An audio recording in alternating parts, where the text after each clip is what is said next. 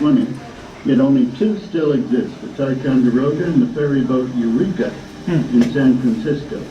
As we talk about the major components of the engine, a flashing light will come on to show which part is being described. The power for the Ti's engine comes from heating water to the boiling point in two coal-fired boilers. This steam, under pressure, enters the engine through a single pipe and throttle valve located on the lower right side of the motor. The steam then enters the upper and lower steam chest, sending it through valves into either the top of the engine cylinder above the piston or into the bottom below the piston. When live or expanding steam, represented by a red glow, enters the top of the cylinder, the pressure created by the steam's expansion drives the piston down.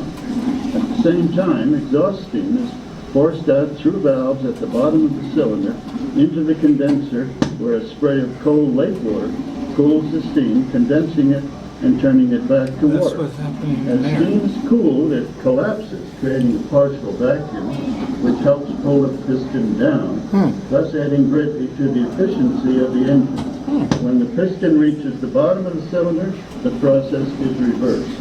The valves that direct the live steam into the cylinder and the exhaust steam out are controlled by the eccentric that goes from the paddle wheel shaft to the valve mechanism in the engineer's control room. The up and down motion of the piston rod connects to the forward end of the walking beam.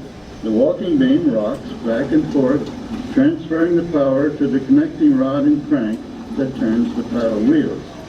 The walking beam also transfers power to operate the air pump, which lifts the condensed steam and lake water upward into the hot well, supplying hot water to be pumped back to the boilers as required to create more steam.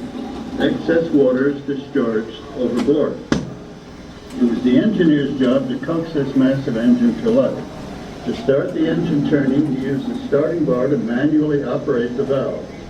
On the engine control room wall is a crank position indicator. Watching the indicator, the engineer would work the starting bar up and down, opening and closing the steam and exhaust valves to make the engine begin its rotation. Once the engine was set in motion, the engineer would drop the hooks, which meant he would